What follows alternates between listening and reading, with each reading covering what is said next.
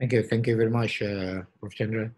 Um, I think you echoed my sentiment very well as well, and I think that like I share your views, and but at the end, it will be the Palestinians themselves that will decide the future.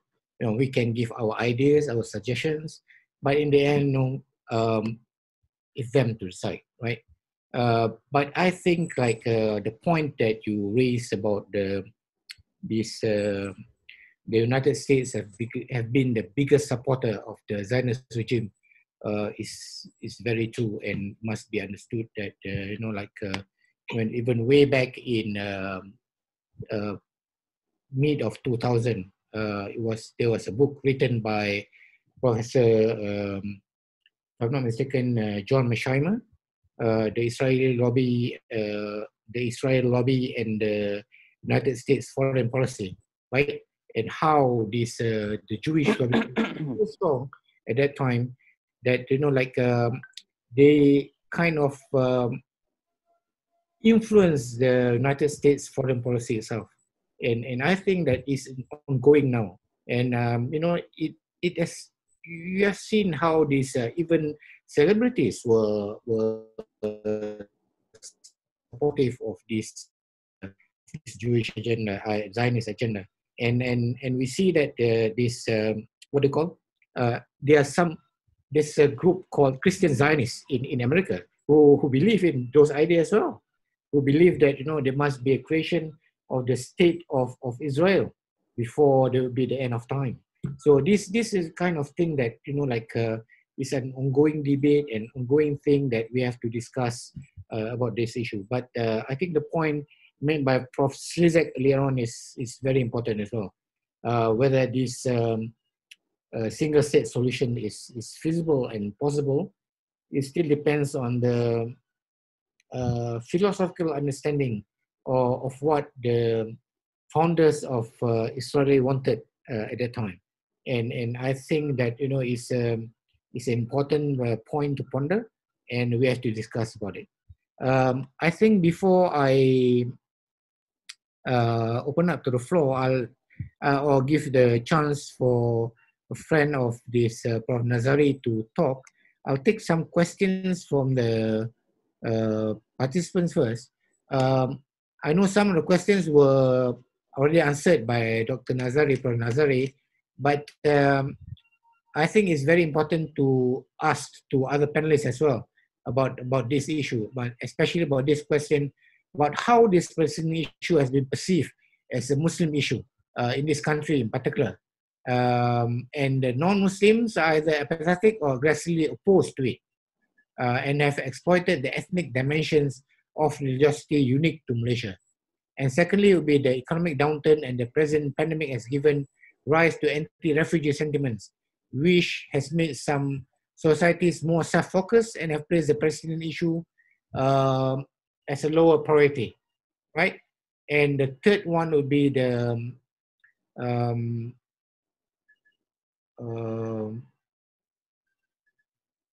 oh yeah, they were saying that the question was that some Malaysians have showed the sense of not supporting the Palestinian issue by having the hashtag not my cause and things like that. And he believes that the social media has been an excellent tool for Zionists to further fan these sentiments. So how would we address and tackle these issues that challenge the foundation and support for the Palestinian cause in an increasingly insular world? I think these three questions are very important, and I hope the panelists could share their views on this. Thank you. Look, on the last one, perhaps I can say something. You were quite correct in mentioning the most important factor, that the United States has been uncritically supporting everything that Israel does, of course, economically, with a huge 3 billion or 3.8 billion every year now for the next 10 years. And the question, not my cause, in a sense, that's what most of the governments around the world adopt as a policy. Israel is acting with impunity, as we all know, and there's no serious attempt to bring it to justice. The ICC is now making some tentative moves for the first time, with some hesitation. That's an important step. But generally, the world has ignored the extraordinary extent of violations daily. So the question of it not being somebody's cause, I think, is the most important issue. And if I could say, it's not just the question that we've been discussing of one state or no state. Independently of these statehood questions, the daily violations of Palestinian rights, the human rights, are on an extraordinary scale. Just 2 days ago, yet another 15-year-old boy is shot in the head in the West Bank with live ammunition. In Gaza, as we know, the enormous number of deaths, innocent, unarmed protesters on the fence there, thousands have been shot. These are independent of statehood questions, and certainly the world is not paying enough attention. So the question of whether it's not my cause, I think, is perhaps the most important one. I'm not sure I'm qualified to speak on the question of whether it's seen as an Islamic issue. If I could just add one more thing about that. I'm interested, it's really my question, in Malaysia and elsewhere. I understand that when I was visiting there, perhaps there was an interesting question about separating the question of anti-Zionism from anti-Semitism. The question of Jews being seen as the focus rather than Israel. I'm interested, if I may, turn your question back in a certain way, whether that widespread failure to distinguish the Jews and Israel, and I might say they're to some very considerable extent responsible themselves for this, because they make Israel a Jewish question, obviously, which invites the conflation of those two. But nevertheless, many people, of course, are very good and see the distinction clearly, but it's a way of perhaps asking a question myself. I would like to add a few things, that we are against the state of Israel. It doesn't mean that we are against the Jewish community. This is very wrong, very inhuman in Islam as well. I remember what Professor Al-Qaradawi mentioned, that we against the Israeli state because of the occupation of the land. It's not because of the Jews. Jews and Muslims were living together in several occasions in the history. We can see, I mean, during the time of Muslim in Spain, they have a great contribution between the Jewish community and the Muslim community. And then if we will try to look back at the history, the Jewish community were not allowed to enter Ilia Capitolina since the year of, if I'm not mistaken, 132 after a dissension. I mean, 132 Masihi. In some some historical book, it says that 135 Christian era. They were not allowed to enter Ilia Capitolina. And then what happened was, when Islam liberated the Jerusalem for the first time under the leadership of Omar al-Khattab, he allowed the Jewish community to stay in Jerusalem. So this is something that the people have to know, have to recognize, that Islam does not against the Jewish community. We have in many historical sources mentioned that we were living together very nicely and we can work each other. But the questions nowadays, that the existence of the state of Israel, as I echoed what Dr. Peter said, the problem of the existence of the state itself. So thank you. If I may, it's true that before many Muslims in Malaysia look at the issue as a fight between Jews and Muslims. That used to be the case, but nowadays I think the understanding has changed through exposure, through our explanation. But we need more visits by Peter to Malaysia to talk on this issue, because when I invited him last time, many Muslims became very aware that that this is not a fight, because many Jews, they didn't know the Jews are opposed to the state of Israel. They didn't know that. Many of them didn't know. So, so when Peter came, that was a great help, and we hope we can invite him again one day so that we can Yeah, after the pandemic. Yeah, After the pandemic is over. And I look forward to meeting my old friends. Like I can see Muslim Imran there. Yeah, Nice to see you. Muslim. Lovely to see you. Yeah. Okay. I do not think that the ethnic coloring, the communal interpretations to the Palestinian issue, that this is going to go away in the near future, because it's deeply intertwined with the communal situation in the country. This tendency to interpret what's happening in Palestine and in other parts of the world in relation to religion, and to link that religion to ethnicity and to the Malays. This, I think, is a product of negative attitudes towards one another. Both communities are responsible. Elements within both communities are responsible. I remember very clearly that in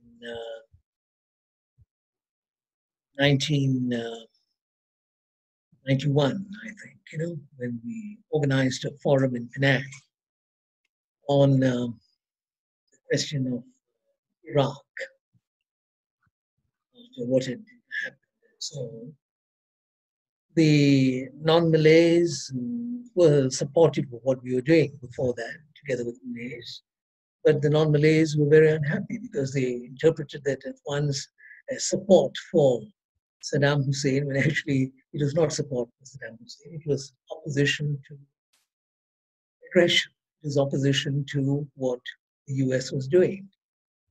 And the reason why there was that sort of reaction was because the tendency was to see the Iraq thing in terms of local politics.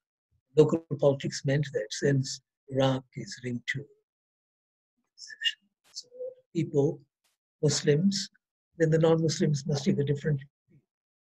Now, the way to overcome this is not just for education and conscience raising and so on, because that would help.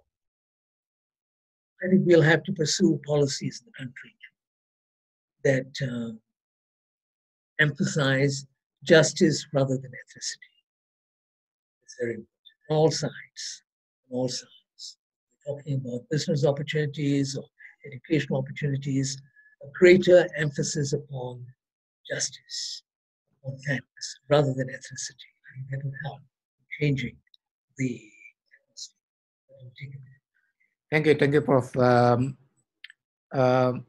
There's one question which is, to me, I think is quite provocative, but I leave it to all the panelists to see whether you can answer or not. Saying that, like whether these kind of seminars, are they doing any good to the Palestinian cause by providing some hope which in reality does not exist? Well, I'm familiar with the concern. I've had that conversation, and look, it's a good question.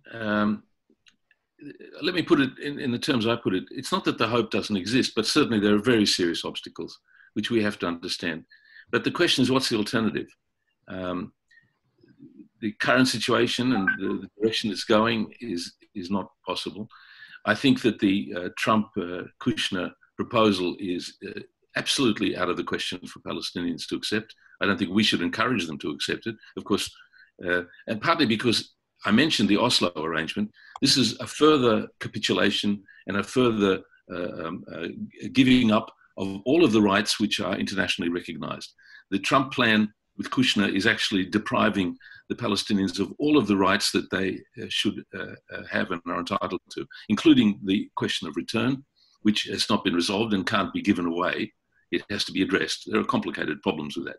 So I don't think there can be any serious question of accepting this further attempt, which, and as I mentioned, the history which is very clear, this is a further attempt to get rid of the problem by marginalizing the Palestinians completely and depriving them of any rights to establish what they're entitled to. So that's why I think that this kind of discussion and the plans that I mentioned, for example, the Palestinians and the Israelis are working towards the one-state solution, exactly in the terms you've all been saying, for equal rights and justice. This has to be upheld, and there's no argument against it. I mean, we look at the other cases around the world that are important. I was involved with the East Timor struggle. The East Timor struggle looked hopeless. The question is asking whether there's any hope. If you had asked the Timorese whether they should keep struggling because there's no hope, they would have continued, and they did struggle, and there was hope, despite the appearances. It looked like there was no chance for the occupation, the Indonesian occupation, to be overthrown.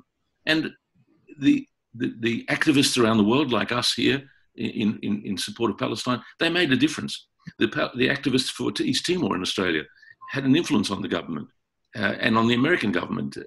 So my answer to that question is that there can be no question of encouraging the Palestinians to accept this proposal and giving up every single right and justice which they're entitled to.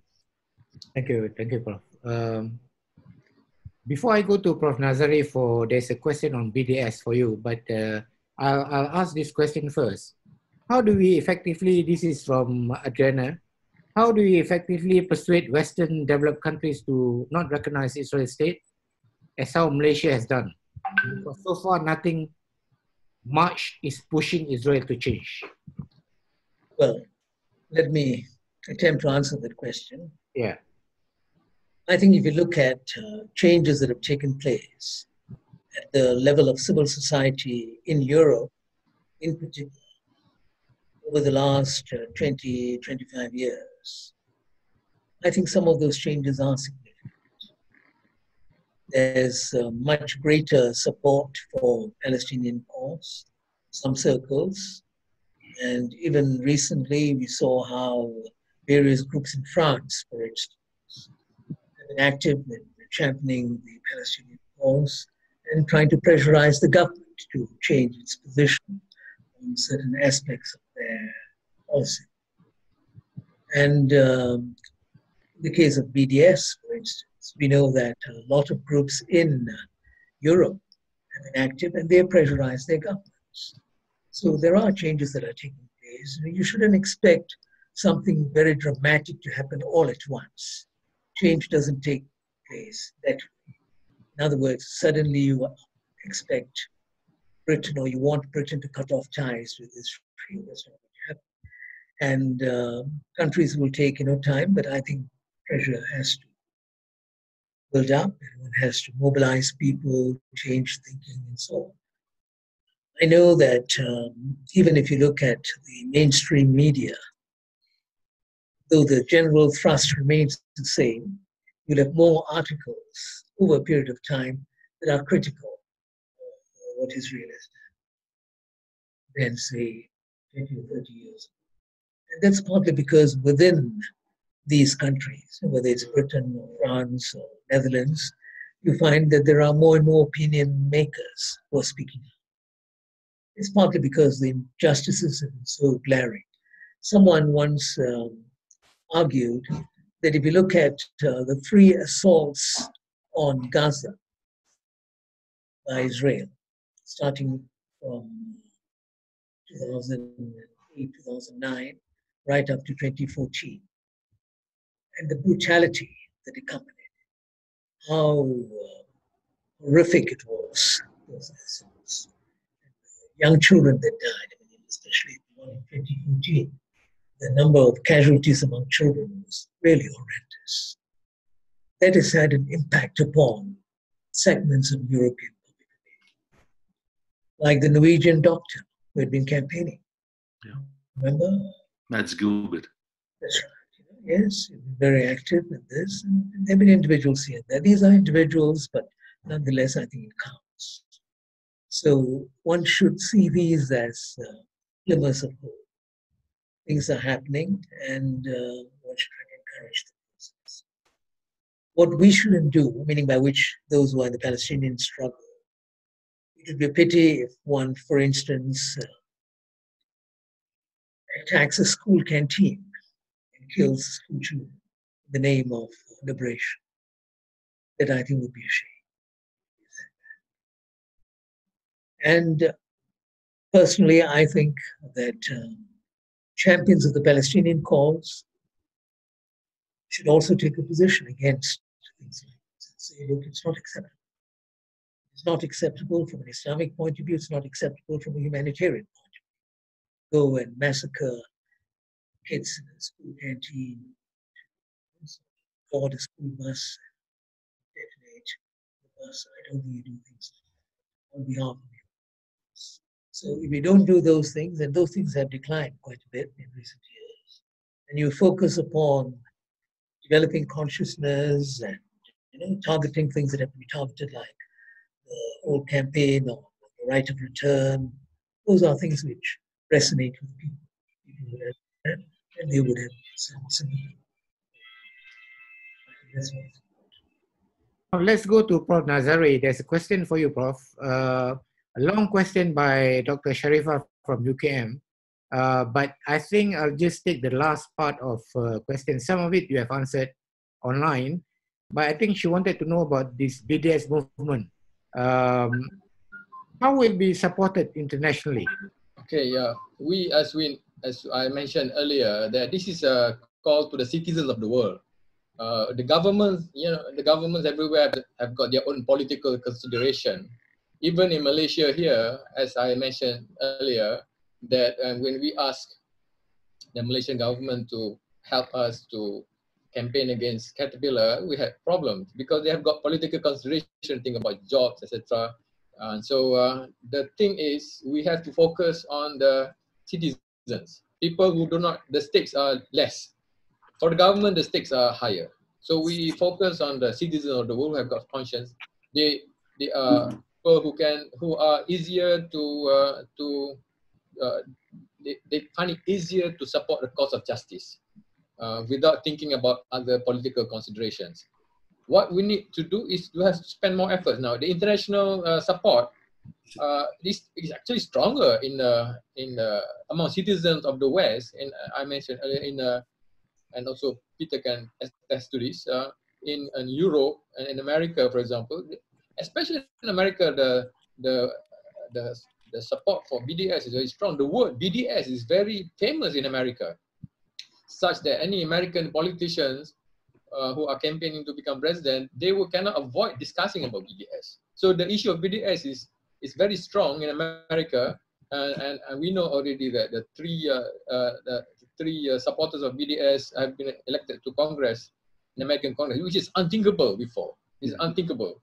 So internationally, and in the country that matters most, which is America, the support for BDS is getting stronger and stronger. And Dr. Chandra mentioned just now what in the US campuses, in Harvard University, the support for BDS among students is very strong indeed. So I'm very positive as regard to the potential of BDS to contribute to the cause of justice in Palestine. Yeah. Hi, can everyone hear me? Yes. Yes. Loud and clear. Yes. Okay, wonderful. Thank you so much for inviting me to talk. I was just here to listen to everyone, and I don't think I can really add a lot more to what everybody has already said. I would just go over a few points that have kind of been our focus in the last few months in the context of the pandemic and also other upcoming issues. But first of all, I would just like to say how inspiring it is and how much of a learning experience it has been for me to be in touch with PDS Malaysia and the Palestine Solidarity Network in Malaysia.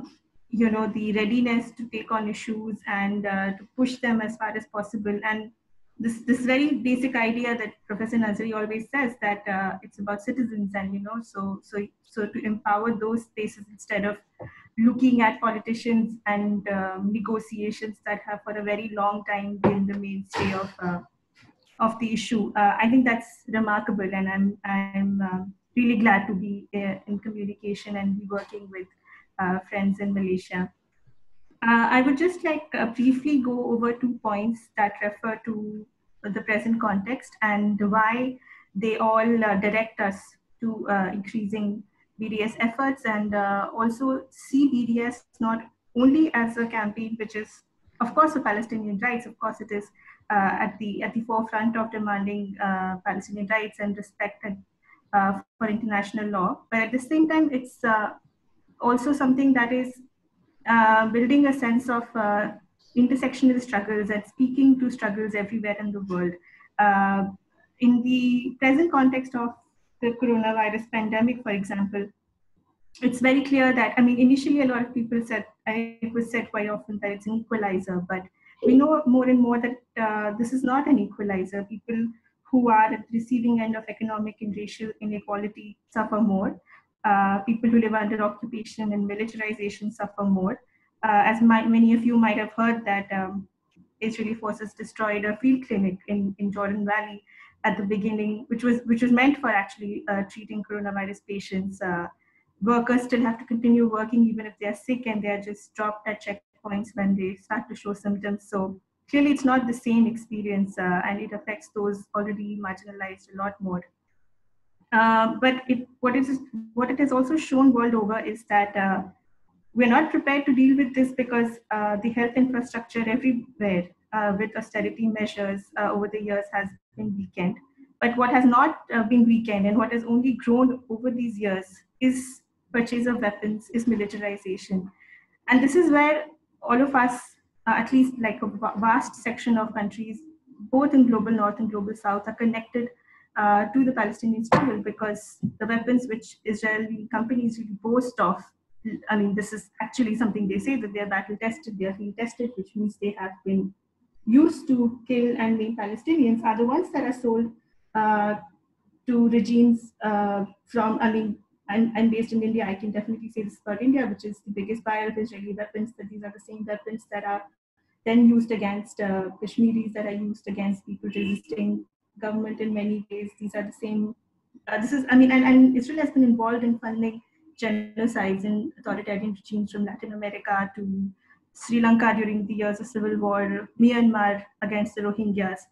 And it's also the country that has received military aid from global north at the cost of healthcare and the public sector at large. So in that sense, it's increasingly very clear that when we're talking about Palestinian rights, we're not just talking about them in isolation, but how they connect to struggles of equality and justice everywhere. I mean, this movement has pushed the Israeli surveillance industry in the forefront like never before, and it has legitimated use of mass surveillance to track the virus. And what we are looking at after this period is heightened xenophobia, and is also a heightened sense of legitimating such use of surveillance tools.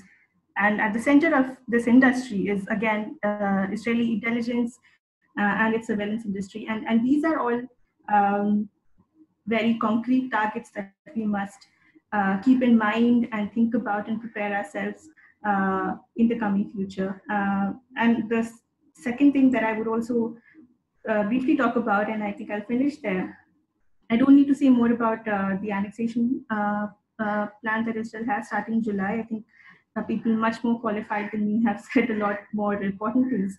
I would just say that the deal century, the current deal century, the Kushner-Trump plan is only the latest in a series of such negotiations, starting from Oslo, which at the heart of their intent have the erasure of Palestinians and their place on the table. So it's actually just been about taking the control away from Palestinians in every sense possible, whether it's land, whether it's deciding the future, whether it's economy, in every way. And Peter Century in that sense is not surprising. It's just a lot more blatant. And the annexation itself is part of and is an element of Israeli apartheid. As everyone has said, that it makes, if it goes through, it kind of makes the whole infrastructure of international law, international humanitarian law meaningless. And that's the reason why all of us need to take this very seriously. And in that effort, I would like to invite everyone here, and I know BDS Malaysia is also working on this already, but to, excuse me, take the coming months as a period in which we have to really intensify civil society efforts, and also efforts to speak to ministers, policymakers, and demand one of the key and long-lasting demands that the BDS movement has had, which is the demand for a military embargo on Israel. And the current moment makes it very, very evident why this demand is not some far-flung idea, but actually is the minimum we should be asking for in the face of Israeli violation of Palestinian rights, in the impunity of thinking that settlements which are already illegal under international law and the Jordan Valley can be annexed, and that the world has to just sit back and look at it. In the face of it, I think the demand for sanctions and for military embargo have to be made sharper. And yes, I think just closing with what Professor Nazri has been saying forever, that I think it's really important that we sharpen BDS campaigns through our efforts, and I think that both of these things are important. It's important to talk. Such discussions are important, as well as campaigning and everyday action. They both have to go together. But one thing that's really important is to remember that Palestinians are not in isolation, and demanding their rights is not an isolated question. It's connected to freedom, justice, and equality everywhere, which is something that they have been saying, and I think we should look at things in that way as well. So I think I'll stop there. Thank you very much. And I think our Muslim Imran, Brother Muslim Imran, would like to say something as well. Muslim, you're there? Yes, can you hear me? Yes. Okay, Assalamu alaikum, and a very good evening to you all, to all the professors in this very interesting webinar, Prof. Peter, Prof. Chandra, Prof. Roslan, Prof. Nazari, and that Dr. Farooq Musa. Thank you very much for this opportunity. I think, if I may, in few minutes, bring up one of the issues that haunts many Palestinians. We've been thinking, why has our struggle not ended after 1 century of sacrifices, huge sacrifices by the Palestinians, by the people of the region?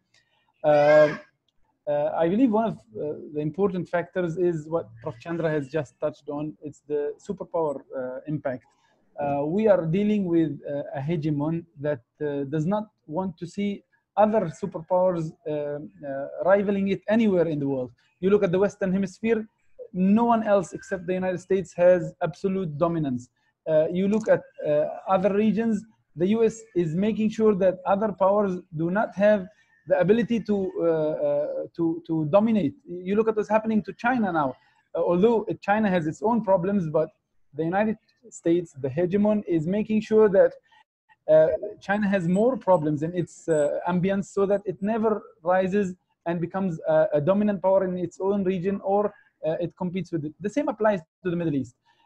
Israel has, to some extent, been a proxy or an agent for the superpower dominance in the Middle East. And it makes no sense from a realist perspective for the US, which wants to perpetuate its dominance over the Middle East, ethics aside, morality aside.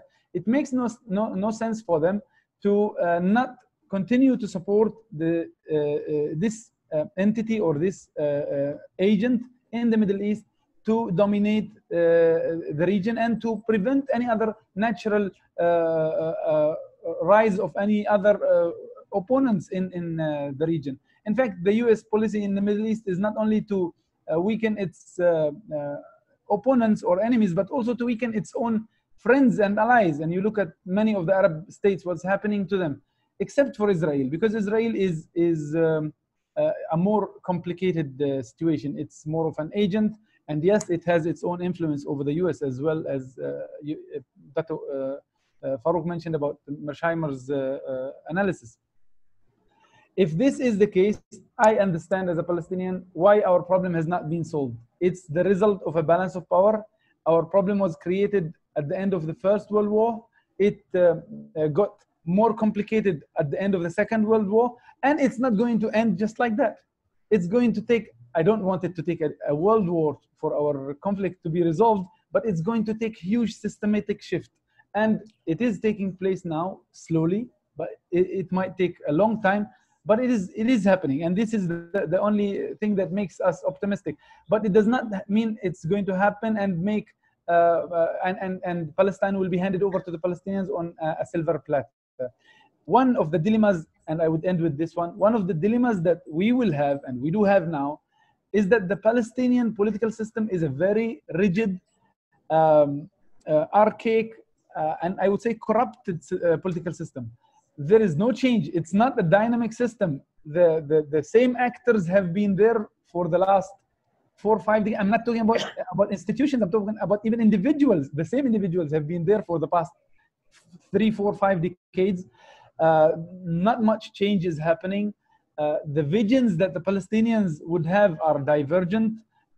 You've seen very recently that our president was discussing a very serious matter, which is to end all communications with Israel and to end all agreements. But he was not willing to listen to any other Palestinian faction to discuss this very critical matter. You're talking about the future of all of the Palestinians, and unfortunately, he was not willing to listen to any of the other Palestinians. So we have a very problematic political system, and that's one of the problems. But we have also many different visions for the future of the conflict.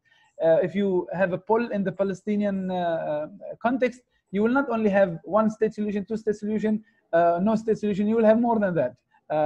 As we speak now, the Palestinians are scattered all over so many states. And you even ask intellectuals, I'm not talking about individuals, laymen only, you ask intellectuals, they will come up with all kinds of solutions.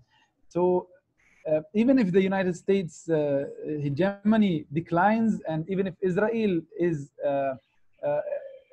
collapses, and it will collapse, it will eventually, apartheid will eventually collapse, there won't be a straightforward solution. We will have a very complicated situation. And this is why it's very important to engage the Palestinians, to empower the Palestinians, and to aid the Palestinians in rebuilding their political institutions, in figuring out what do they want, what exactly do they want.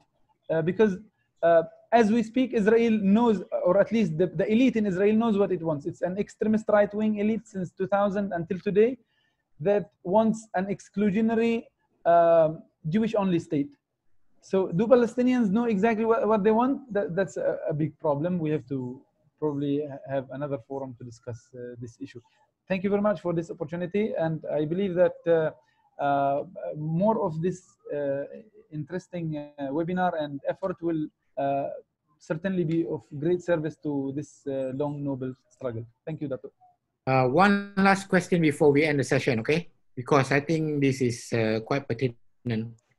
The question is, Palestinians have continuously missed opportunities. China is now becoming more readily engaged with Israel.